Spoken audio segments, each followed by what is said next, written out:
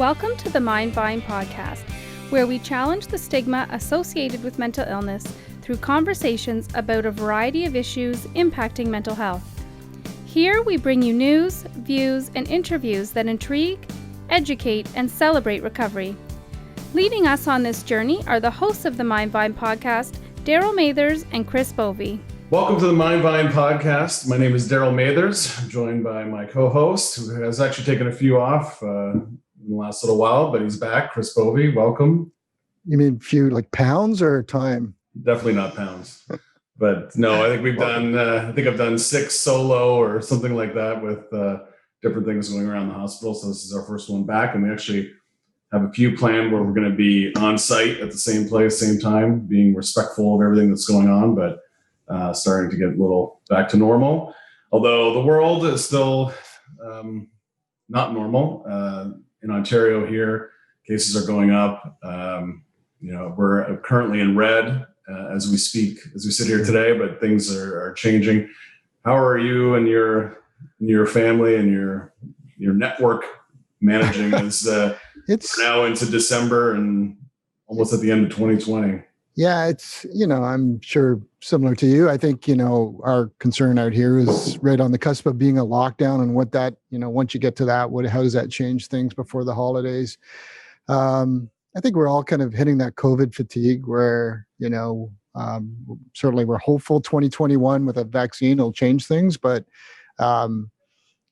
I'll be happy not to do another Zoom meeting at some point. No offense to Zoom, but it'd be nice to get back in touch with people. And I think, same with our kids and stuff, just getting back to some normalcy with their friends and moving forward. So hopefully we get there soon if we kind of do the right thing. But we're all kind of managing and learning it to adapt, I think. But I think we're all kind of tired of it. Yeah, I agree. It's personally, I know one of the last times we did a podcast, Kelly Rudy was our guest, and you mentioned like it's okay not to be okay. That we had a little bit of discussion about that, and I noticed lately, and I was trying to figure out like why, and I'm not typically an anxious person, but like sometimes it builds up, and I was experiencing that recently. And then it dawned on me, like I haven't played hockey in a month.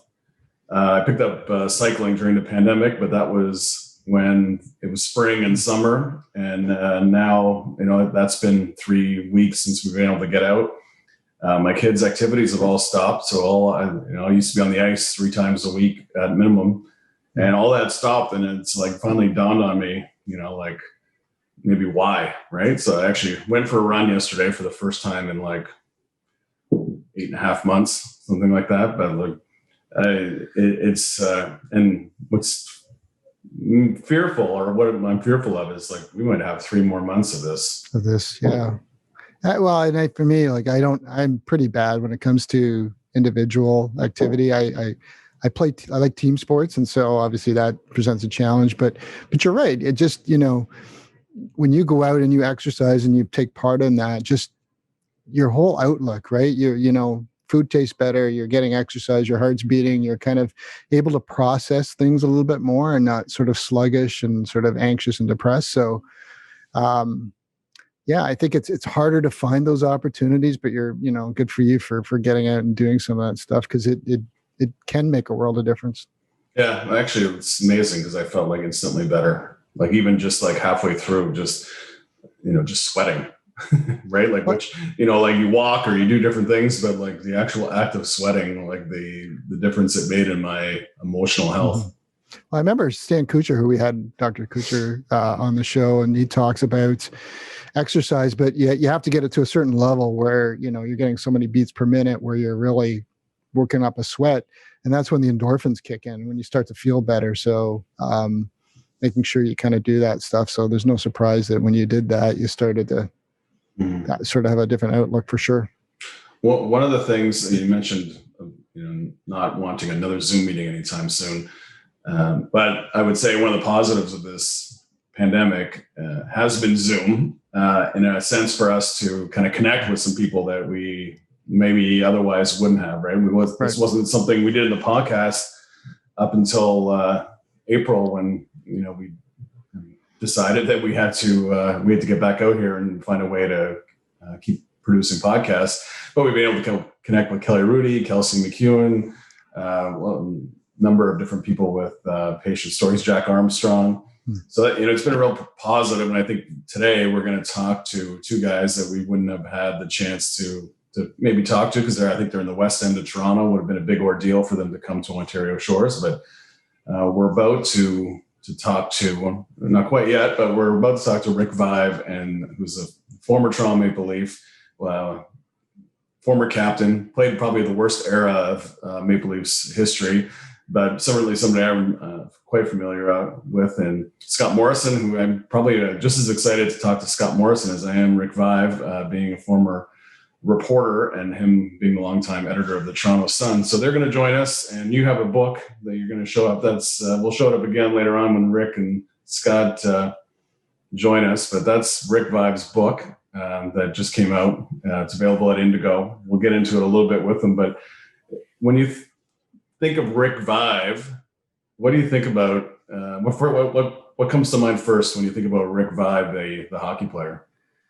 Well, I mean, growing up a North Star fan, you can probably tell that I wasn't a fan. But you know what? But honestly, looking at hockey, I just a tenacious, gritty kind of, talented forward, beloved and by the Leafs and by the fan base, and just sort of, just a real kind of icon, I think, at the time for the Leafs, and somebody that, scored 50 goals and all the great things that he did, which to the detriment of my North Stars, but still, but to be fair, and we'll get into the book, there's a lot I just didn't know about Rick, to be honest with you, when I kind of read through the book. But you were probably more a Leaf fan than I was. So what were your kind of No, I'm not. I think that Leafs era is the reason I never became a Leaf fan, because they were just, that was the Harold Ballard years. They just before Rick had gotten, or I guess just as Rick was getting there, Darryl Sittler and all his friends were being traded, and it was probably one of the worst eras in Leafs hockey history. But I remember him as I remember him more in Buffalo and Chicago, not just the impact, because he was traded there, Chicago, and produced right away. I think he had 43 goals. And then he went to Buffalo. He wasn't playing a lot under Mike Keenan in Chicago, and went to Buffalo, and I think he scored 19 goals in 28 games, a really short period of time. And I remember the fanfare around that. But yeah, I wasn't surprised to hear about his story. So the book's called Catch-22, My Battles in Hockey and Life, by Rick Vaive and Scott Morrison. And so I wasn't surprised to hear him talk about anxiety and to hear him talk about alcoholism, because that era, I just think about that era, and I would imagine Rick wasn't alone at the time, even though he would have felt like it. But nobody was talking about those types of things, even alcoholism, even though it was rampant. I doubt anybody would have had a crucial conversation with him during his playing career, or very few people would have. Mm-hmm. Yeah. You're right. It was a totally different year, and it'll be interesting to talk to them a little bit about where we are today compared to the past. But, and we'll get into just, you think about the toughness, you have no idea. I don't think they think, athletes and it's glamorous and that, but the mental abuse, right? The things that they've had to go through, and sort of a cutthroat business of the day, win or get lost kind of thing. But, you would go back to just an interesting sort of anecdote. I remember the Harold Ballard days. And I remember when I first had my first, when I was in J school, and I was going to interview Neil Broughton. It was the North Stars and the Leafs at the time. And I remember it was the time where Harold Ballard banned all media from the dressing room from Toronto. If you remember that period. Yeah. And I was so nervous. I ended up walking, and I went to the Leafs dressing room thinking I was going to the North Stars dressing room. And I remember a security guard saying, "There's no way, kid, you're getting in here." And I'm like, "But I've got it. I booked it. I scheduled." It took me a while to realize I was at the wrong end, but I had this battle at the time. It was like the Harold Ballard fallout. Like, you're not, if you got a tape recorder and a notepad, you're not getting into this dressing room to take a hike. Yeah. It was actually, you don't know how much we'll get into Rick and Scott, just because there's lots to cover. But when I was reading his book, one of the things that dawned on me, because he had Harold Ballard in Toronto, notoriously cheap, and would really hard on players, really difficult on media. And then he went to Chicago, who Bill Wirtz was, they called him Dollar Bill Wirtz because he was considered the other cheapest owner in sports. Yeah. And I mean, he didn't have too many stories about Bill Wirtz, but I just, catch a break, like you go from Toronto in that era to Bill Wirtz in Chicago. So it was interesting reading the book because it brought back, even though I, can't say I really followed Rick's career closely as, in that era, but I did follow that era quite closely, right? Like that was right in the prime of my hockey viewing youth, right? And so it was interesting to go back and some of the names he brought up and some of the players that he coached later on in life. That like Jared Bednar is now the head coach of the Colorado Avalanche, and Rick had him in the East Coast Hockey League. So it's kind of neat for somebody who doesn't read a lot of hockey books. Like I can't say that I've read a lot of players' autobiographies. Mm-hmm. I thought it was kind of interesting, and that kind of takes you down memory lane a little bit. Yeah, for sure. So without further ado, we'll kick it off and we'll go right to our next guest, the aforementioned Scott Morrison and Rick Vaive. So we're pleased to welcome our guests. We have former 50 goal scorer, actually the first Leaf in franchise history to score 50 goals, did it 3 times in the 80s. Former captain and author of the book Catch-22, My Battles in Hockey and Life, Rick Vaive. There you see Chris is holding your book up. And written with Scott Morrison, longtime, you'll recognize him from Sportsnet, Hockey Night in Canada. Chris and I are probably just as excited to talk to you because we're former reporters and we remember you as the editor of the Toronto Sun back in the day. So welcome to you as well, Scott. Good to be here. Thanks for having us. Yeah, it's kind of neat. I'm looking forward to it. So we're going to talk, a bunch of different things today, but we're going to start, with both you and both Rick and Scott, just to see how you guys are doing. This is obviously an unusual time in society. So how are you keeping up with your mental and your physical health in these kind of unusual times? Well, probably try to do as much as possible. I mean, I'm not out a whole lot or anything or going anywhere and doing things, but, I watch TV. I got my treadmill in the basement and a little set of weights and kind of try to do as much as I can. I don't do a whole lot these days, but I do get on the treadmill and walk, try to walk 5 to 10 miles a day and sometimes get a little jog in as well. But other than that, not a whole lot.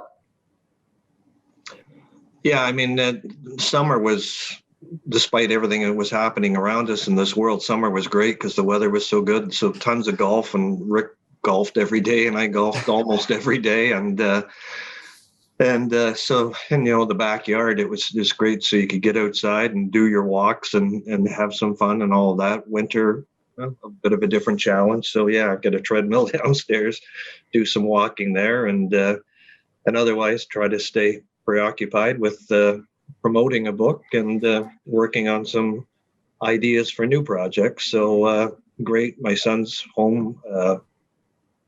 He's in university, but he's home now. So that's great to have him here and keep me a little sane and have somebody to talk to and break bread with every night. So that's a fabulous thing. You mentioned in the acknowledgments of the book, your son, basically praising him for tolerating you as you finished the book. Did you start writing the book like before the pandemic and then finished it? Like when did the process start? Yeah, we started, I guess, Ricky, we were doing interviews last fall, October, November, that sort of range. And then I wrote through the winter and, I'd be shipping him chapters to read and fill in some of the gaps that we came across. And so once the pandemic came, I was feeding chapters to the publisher or my editor at that point. And so, as I said to people, with beyond the bigger picture of the world, my days didn't change too much because I would get up, I go to my computer, I'd be writing, I'd be editing, I'd be talking to the to our editor, Craig Payette.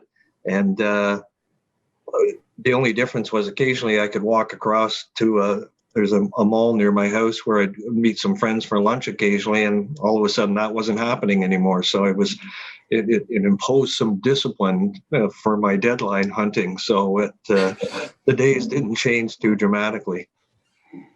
Scott, I want to, before we get into the book, and I finished the book last night and really enjoyed it, and I'll hold it up as many times as you want. That'll be my exercise, I guess. But I want to talk a little bit about, Darryl said we were both kind of print journalists, and I want to talk a little bit about sports journalism, because I see now more and more websites pop up where they're taking content from respected journalists, like yourself, or experts that are in the field, putting it in a story, slapping their byline on, and although they give credit to the information, they're trying to drag people to their website. And I'm just worried about the future of sports journalism and people that are experts and have spent so many years crafting and doing that. What is the future with some of these things coming up and being able to determine and get to sort of really good sports journalism and not get lost in this sort of web? Well, thanks for the kind words about the book, first of all, and glad you enjoyed it. And I don't know, the future is, I don't want to be the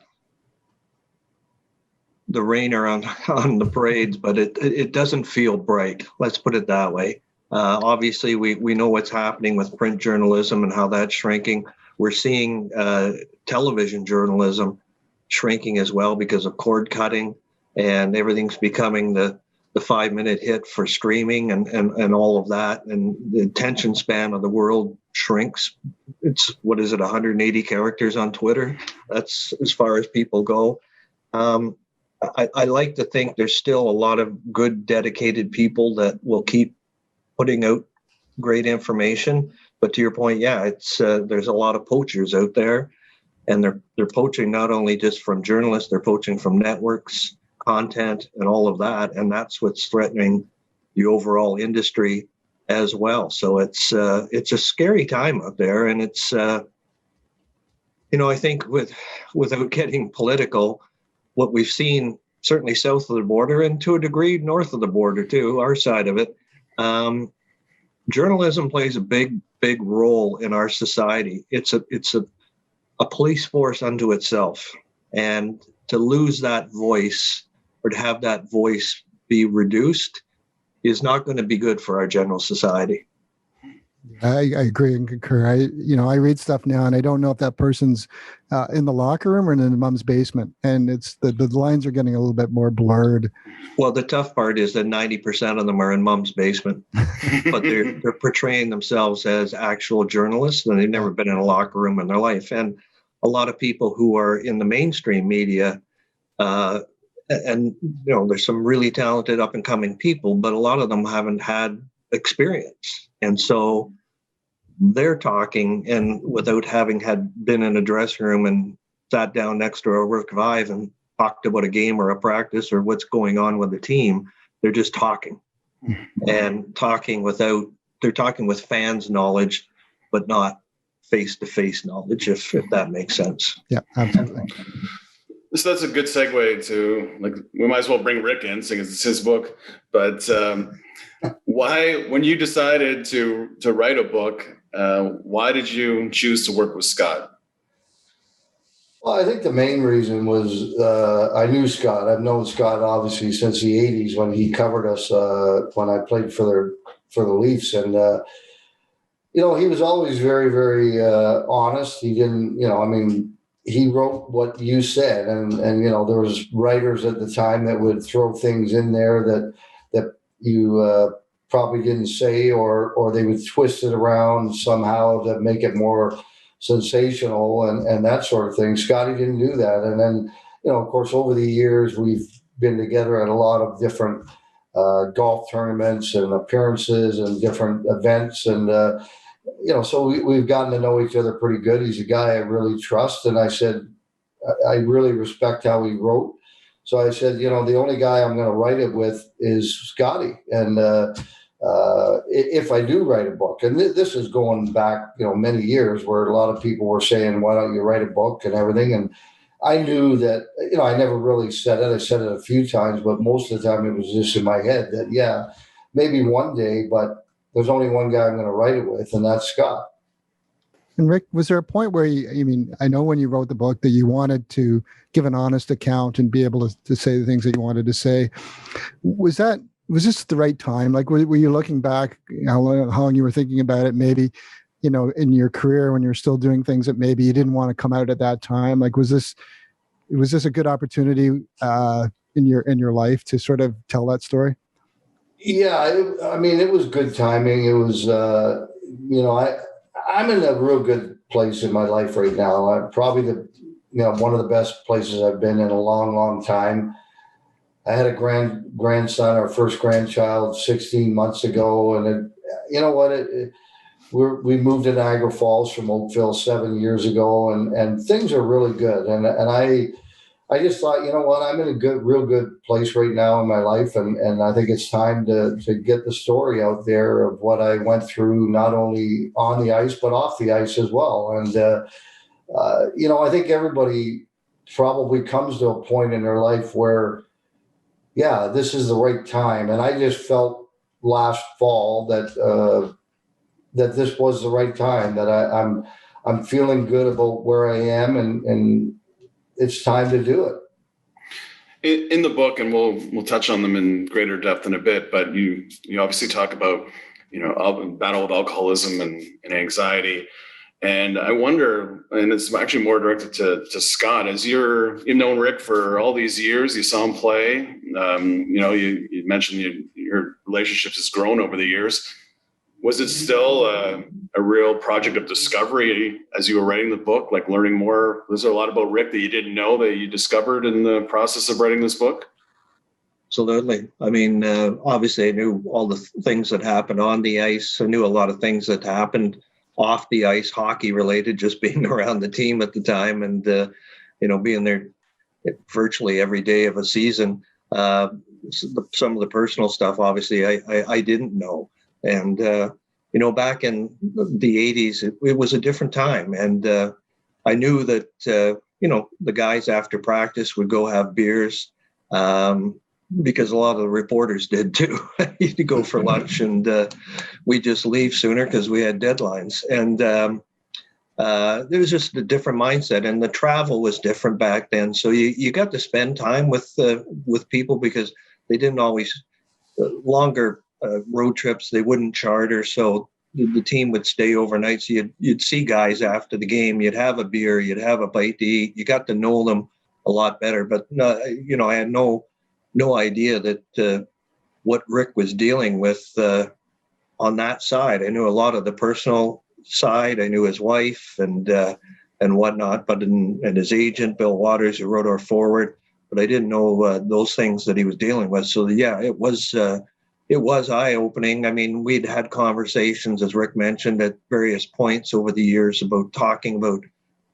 At one point, we were talking about just doing a major magazine type piece, and then the idea of a book evolved. And so he shared a bunch of the stuff that we ultimately ended up writing about, but I didn't know it to the degree. So it was an eye-opener for me, for sure.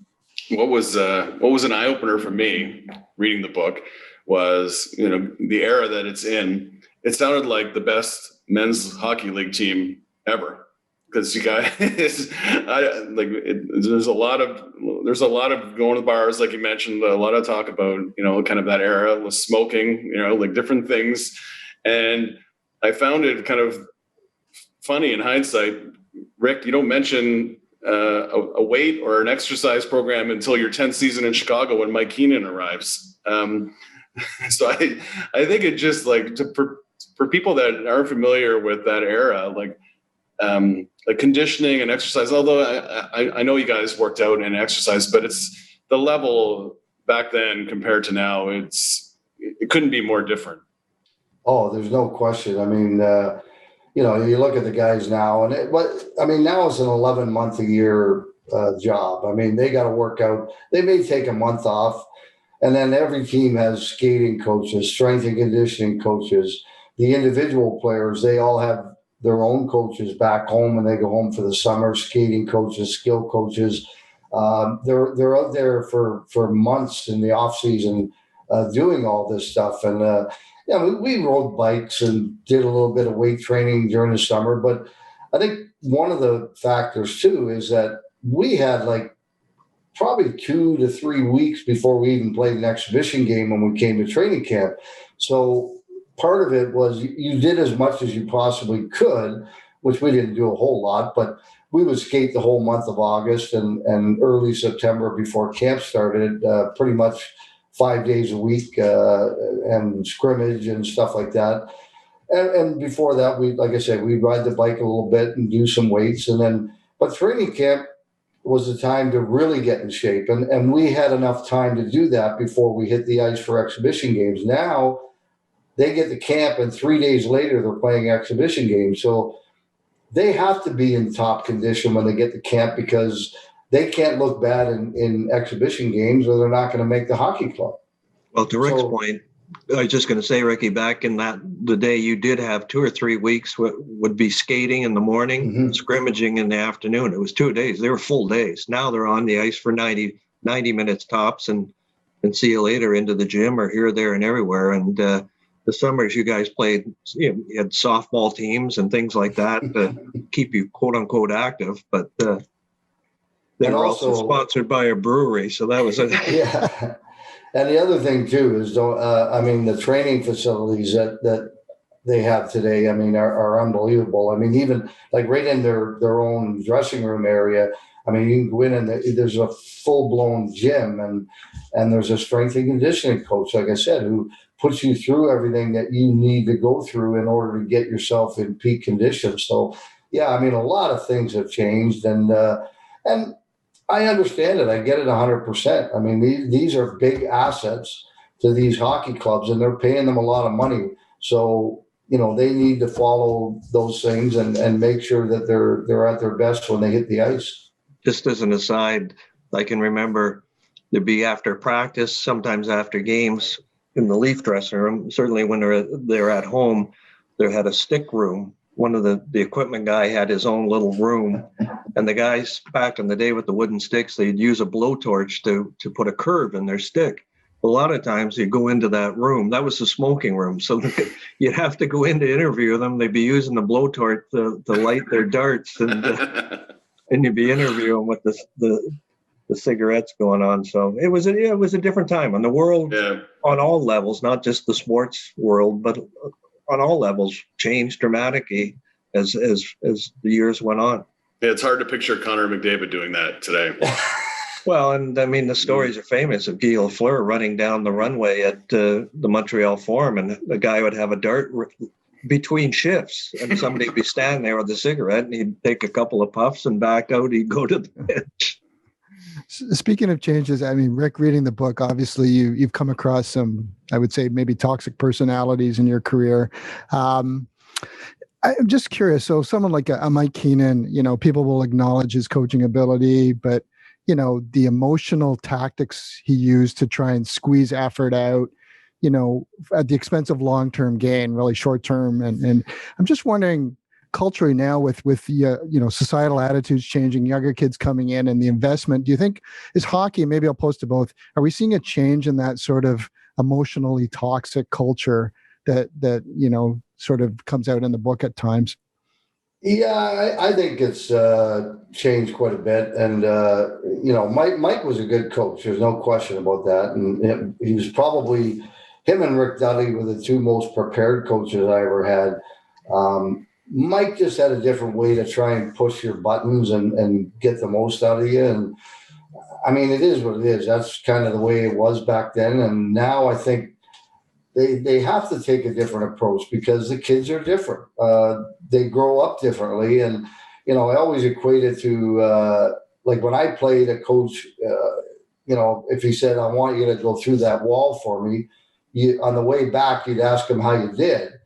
And now if a coach asks a player to go through a wall, the player would likely say, well, why? And, why is it good for me to do that? And how does that help the team? So he wants to know in advance why he's doing what he's being told to do. Back then, you didn't question it; you just did it, and so that has turned around 180%. I mean, it's just totally different than it was like 40 years ago, or 35, or even probably 25 years ago, 20 years ago. It's so much different now because the kids are different, the coaches are different, and you have to approach things differently than you did in other eras. I guess the investments, maybe I'll turn to Scott, and plus, the salaries you're paying and the investments in players. Sorry, Scott, go ahead and jump in on that. Well, I was just going to say the players didn't have any control back then. So unless you were a star, you couldn't say anything because players were on one-way contracts. They'd ship to the minors. You go from $100,000 to $20,000, just like that.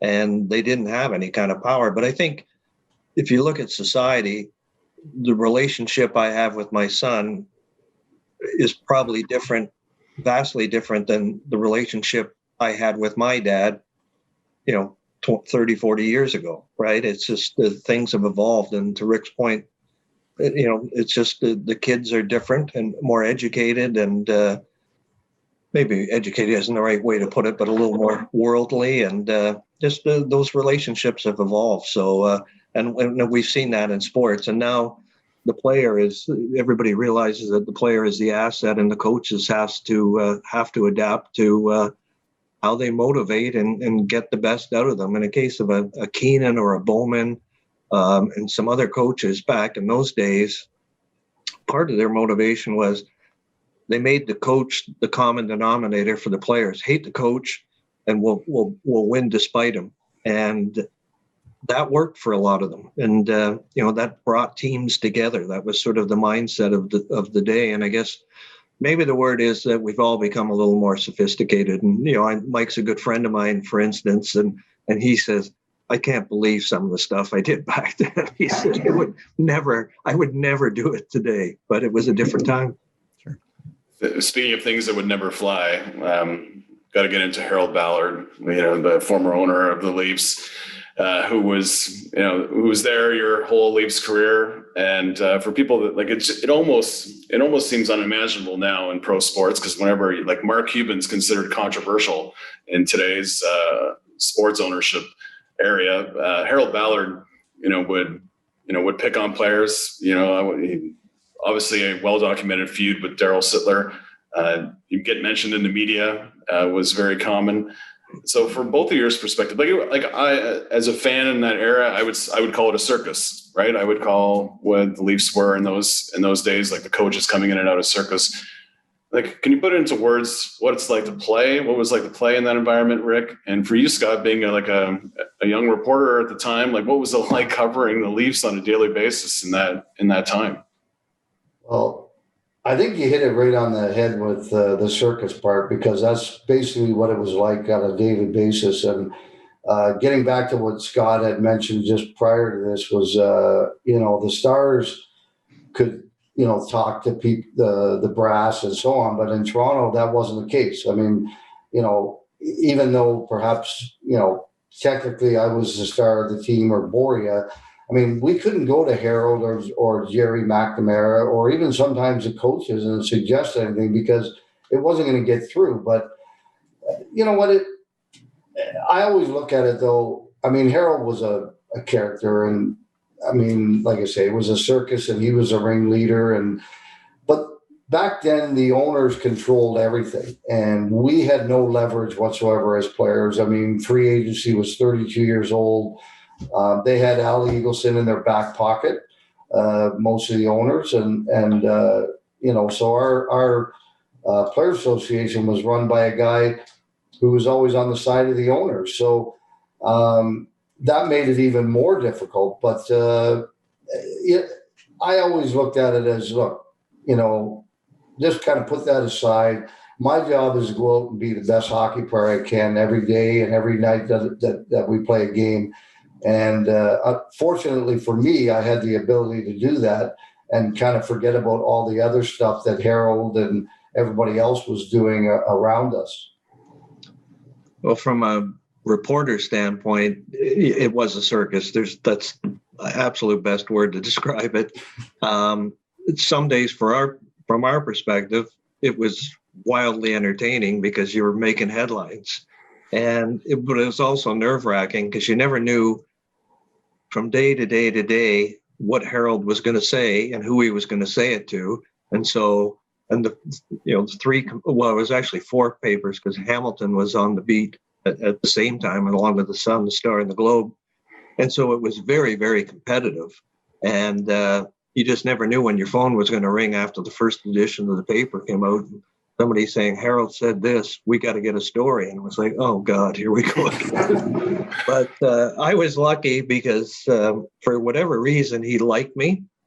And there'd be days I'd be sitting at my desk. I'd just be finished writing my story, on an off day after practice story and thinking about getting ready to go home. The phone would ring 5 o'clock, 6 o'clock, and it'd be Harold.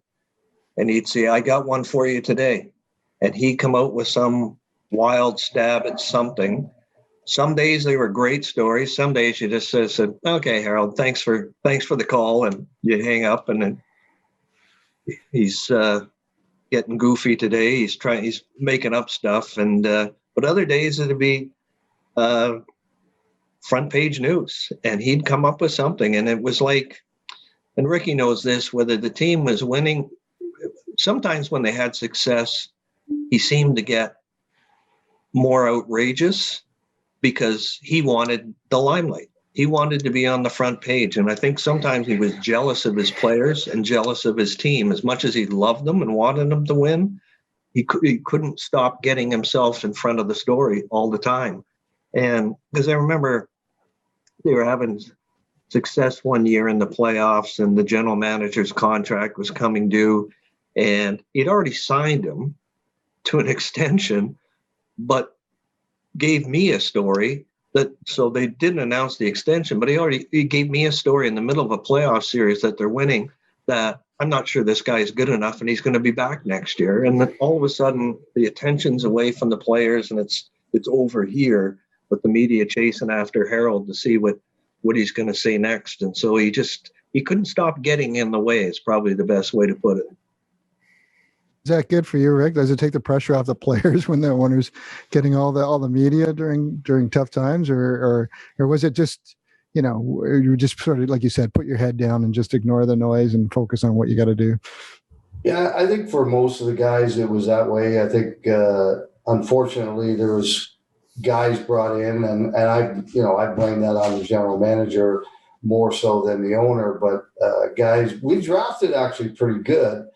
But these kids at 18 years old, the majority of them, and I can list like Jim Benning, Gary Nyland, Boynstruck, even Russ Courtnall to a degree.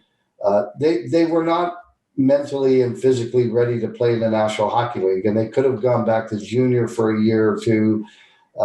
So aside from those guys, the rest of the guys, most of the older players are the guys that got it, realize that they got to put that aside, what Harold's doing or what, whoever is saying, and just go out and do your job. But it was hard on those young guys. And I always felt bad for them because they were put into a situation where they weren't going to win. And most of those guys ended up having short careers and didn't reach the potential that they could have. The other thing was, like Harold had it, if you think back to the 70s, late 70s, they had Roger Nielsen as a coach who was widely regarded, Jim Gregory, general manager, well regarded. They were on the verge of success, and then he got in the way of that and dismantled that. And then you were coming in on the tail end of all that, Ricky, and then he got into the fights with Sittler and Palmatier, and then it became, just moving players out. And Rick says it in the book, as much as some really nice and good people and well-meaning people were brought in to coach and manage, they weren't at the top of the game. And he would never bring that person in to help get these teams over the top. One of the revelations for me, and when I look back at the roster, I thought, there was a ton of talent on those 80s teams, but they didn't have the management talent to get over the hump, be able to make that trade. Like when a Cliff Fletcher came in the 90s and made some deals, and the conversation that Ricky had with Wendell Clark, that Wendell thought some of their 80s teams were better talent-wise than that 93 team that had the great run in Toronto. But the difference there was a coach named Pat Burns and a manager named Cliff Fletcher. Yeah, and a plan, I guess. Yeah. That's what I noticed going through the book, going through the names again. It's like, because when you first mentioned it, like how good those teams were, I've kind of like, really? And then when you actually look at the roster and the careers that some of those guys had in other places, and when you factor in them being rushed to the NHL, probably just because they had a cheap contract. Yeah, like that team did, Because 18 or 19 then isn't what we have as 18, exactly. 19-year-olds now. Yeah. So just to kind of change course a little bit, getting into kind of some of the more personal stuff that you reveal in the book, Rick. You mentioned your battle, with alcoholism, but there was one moment in the book where you talk about being diagnosed with anxiety and kind of like all of a sudden making sense to some of the things that you went through in your life. So I wonder if you could take us through that day that you were diagnosed with anxiety for the first time. Well, actually, it wasn't really truly diagnosed until I was 35 years old, and I was coaching at the time.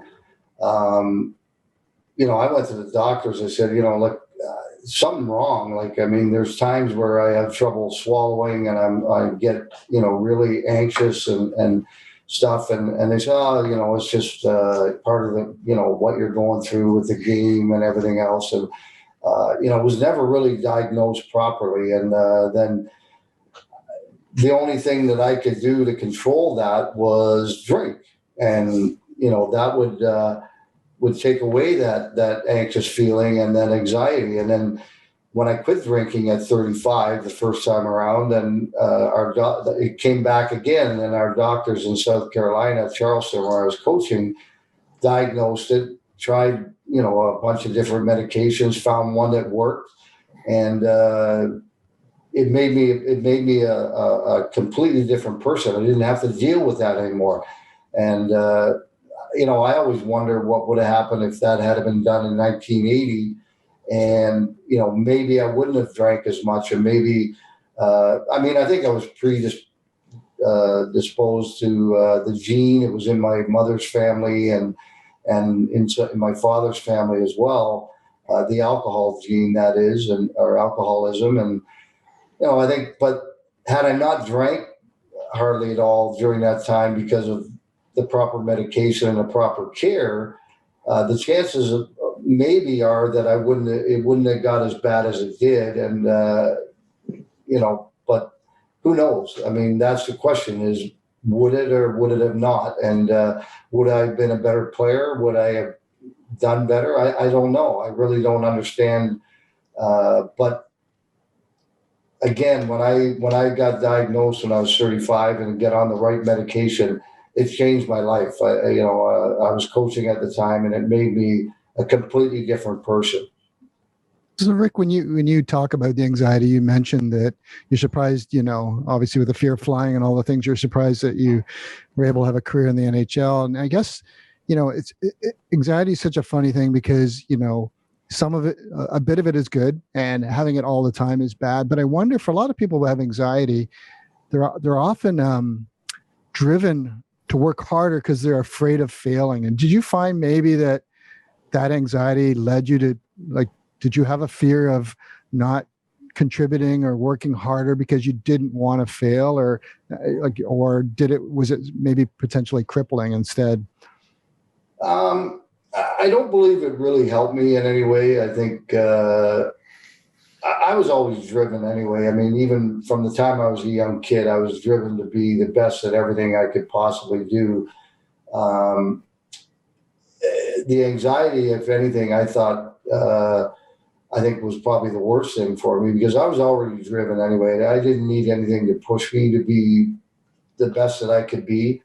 And I think, if anything, it led me to drink more. And I think if it was counterproductive, when everything is said and done, because you're going out some nights and drinking 8-10 beer and then you got to play the 2 days later, and come to find out after studies have been done that you could go out and have a good time, and the next day you're not going to feel it that much. It's the following day that you're going to really feel it in your body, and of course that's exactly what happened. We'd play a game, we'd go out because we weren't playing the next day, but we were playing the following day, and then you go out on the ice and you were thinking, holy cow, like my legs feel like cement blocks and so on. But the day before that at practice, you were flying all over the place. So, anxiety didn't drive me to be better. I already had that in me. I think if anything, it was counterproductive. Scott, I wonder, like from your perspective in that era, like during Rick's career, what do you think would have happened if Rick had come out and if he had known that he was dealing with anxiety and it went public, or he chose to make it public? What do you think the reaction would have been back in the 80s? It wouldn't be nearly as supportive as it would be now, or as understanding. I think probably back then that would be looked at as being a weakness as opposed to an illness. And, I think as we all think back, and probably have family members and others, that a lot of people were, and colleagues, a lot of people were dealing with issues but didn't say anything because of that you were not going to be supported by, in this case, an owner or management necessarily, that they look at you as being damaged goods, and therefore move on to the next person. And so I think society at that time would not have been close to understanding of it. Understanding A, what the issue is, and then B, understanding of what the person is dealing with and what they need to move forward. Yeah, I think if I could just jump on that, I mean, there's no question in my mind that, had that been dealt with and I came out and talked about it, I mean, I think pretty much all my teammates, with the exception of maybe a couple, probably, it would have been, how do I put it? They would have looked down on you, and like Scott said, as like, you're weak. You're never going to play in this league, and suck it up and play, right? Yeah, exactly, and that's that's coming from your teammates. That's not coming from the management. That's coming from your teammates. So that's how things have evolved over the years. Is that now it's acceptable to have mental issues and anxiety and all those types of things. It's in society today, it's accepted and it's talked about. But back then you couldn't come out and talk about it because you were perceived as a weak individual. And the fear would be for the player, or even people in my business, any business, is that you'd be kicked to the curb because you didn't have the same kind of feeling of rights at the time. So Scott, I've asked this of other people in hockey, but mental health started to come to the forefront from a media standpoint around, there was a lot around Wade Belak and Derek Bugard, but at the time it still felt like we didn't treat hockey players as regular people. So if somebody had an issue, it's probably because they had head trauma. So do you think we've done enough to showcase players as they can have anxiety? Just because you make $1 million doesn't mean you can't have anxiety or depression or things that they go through. But it felt like at that time we still tried to say, there must be a reason, and it must have been not that they're normal people. They must have had too much fighting or head trauma. So are we at a place where we're actually recognizing athletes as just they can have the same challenges that everybody else does in society? I think I'll let Rick answer that first, but just briefly say that that's the essence of his story. Yeah. That I had a great life as a professional athlete, but I also had everyday issues. Yeah, I think that's the biggest thing that, and that was one of the reasons why I wanted to write the book, because, I know a lot of people, and I hear it and I see it with a lot of people, assuming that because you made the money you made, and well, of course, it's a heck of a lot more now than it was when I played, but I made good money relative to the normal individual, and they look at that and they think, oh, wow, he played 13 years in the NHL. He must have had a great life growing up, and everything's great, and now he's living in a mansion and he's rich, and I don't think there's a lot of people out there that understand that we're normal individuals, regardless of whether we play in the NHL. And I'm talking about the current players as well in all the major leagues. You have hurdles and challenges that you have to overcome in your life, and you're no different than anybody else in the world. And we back in the 80s, it was dealt with so much differently than it is now. And, that was one of the reasons, because I think a lot of people look at it so much differently than it really was. Well, you look at teams now too, and to your point, Chris, is that teams have psychologists now.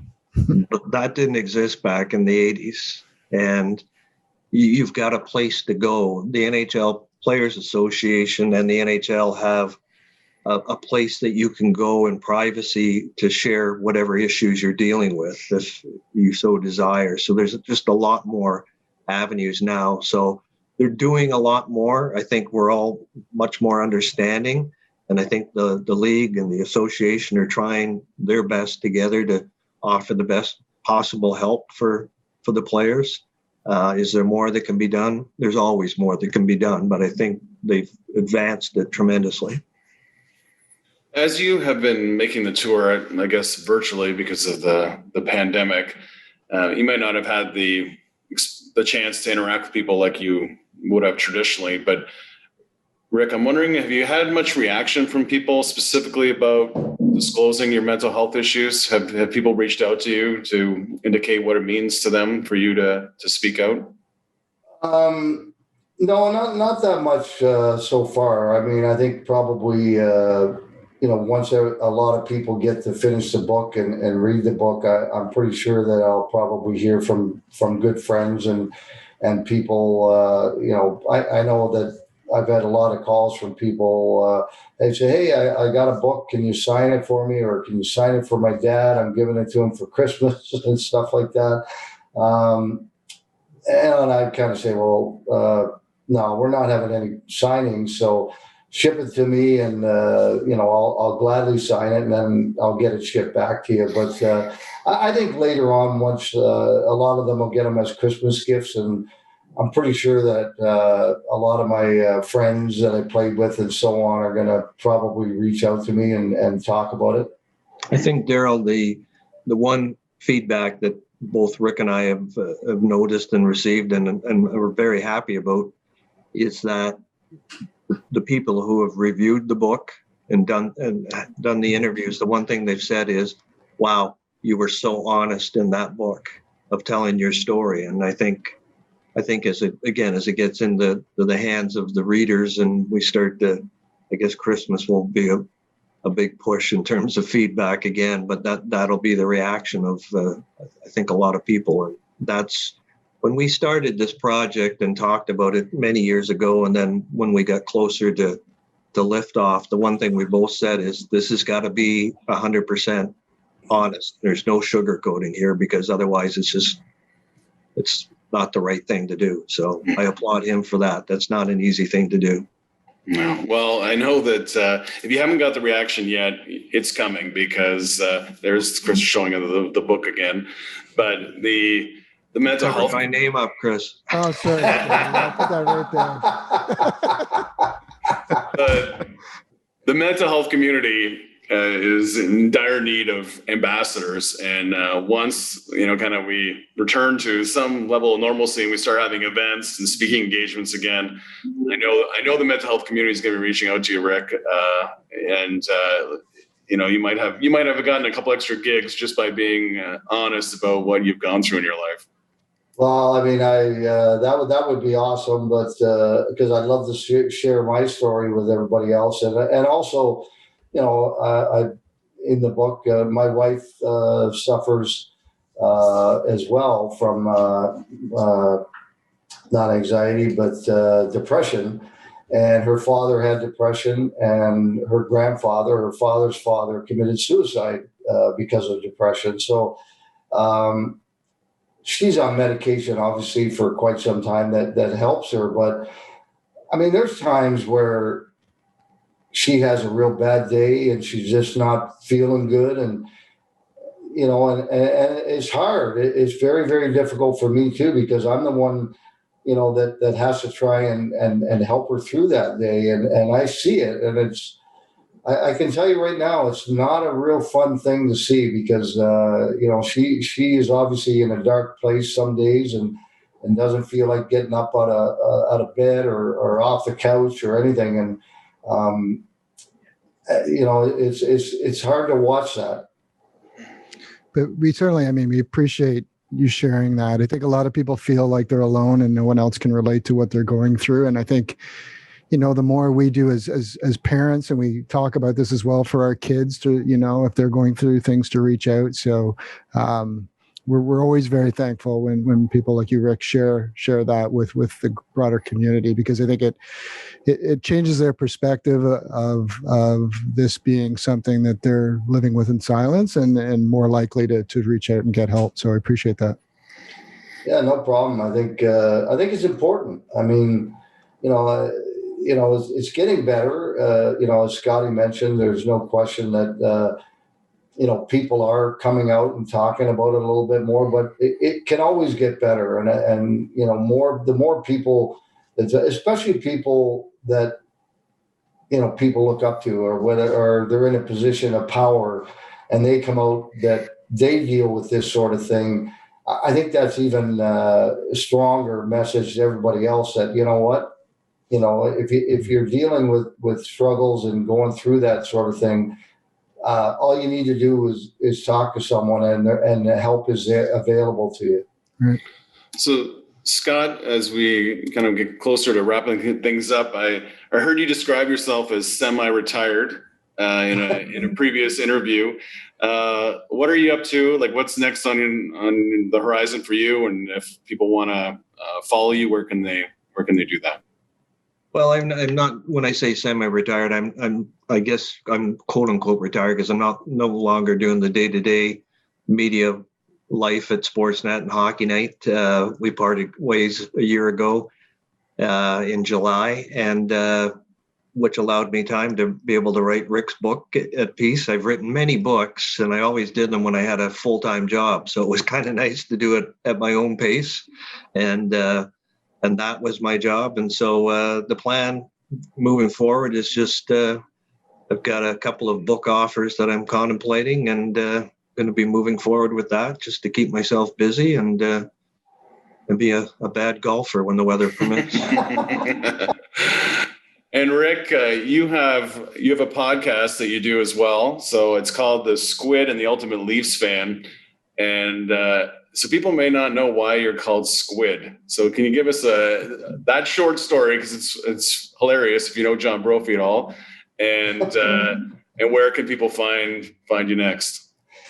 Well, I'm on Instagram, and I don't know that much about social media, but I started doing it, and my sons are very, very smart and kind of helping me with it a little bit and so on. But yeah, we have the podcast, Mike Wilson, the Ultimate Leafs Fan, and myself, and we have players on, former players for the most part, on every week. And we're taking a few weeks off here for the holidays, but we'll have the best of all the episodes that we did going on air in the next two Saturdays. But other than that, I'm around, and I'm not doing a whole lot right now. And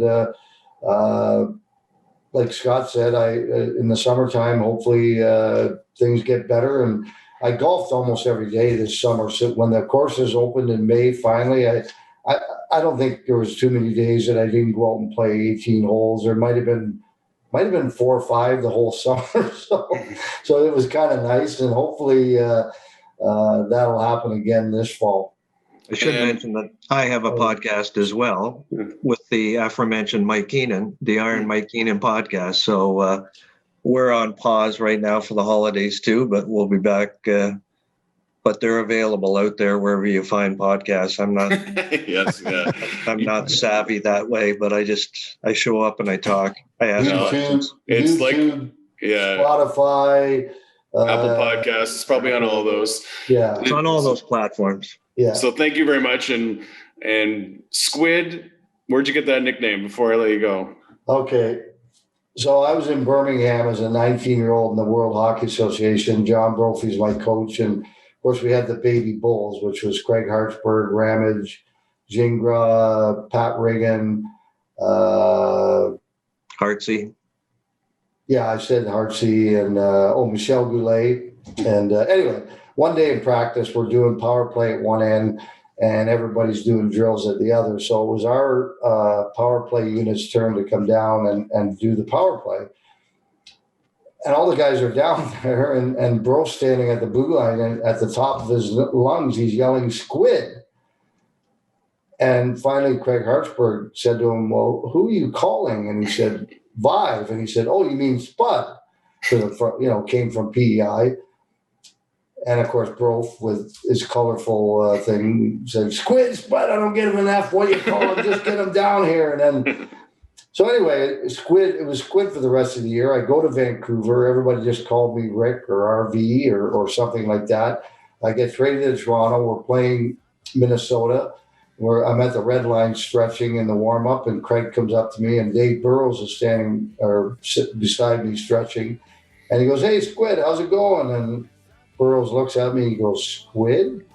And I didn't say anything. And then he started telling everybody else. And then from that day on until right now, it's still Squid. 40 years later. Well, it was an interesting story, one of many in the book, which Chris is going to show up one more time. It's Catch-22, My Battles in Hockey and Life, available at Indigo. And I read it as well. Very good read. And thank you both for sharing the experience of writing the book and talking mental health. We both appreciate it. Yeah. Thank you, gentlemen. Thank you. Yeah, thank you very much. It was fun.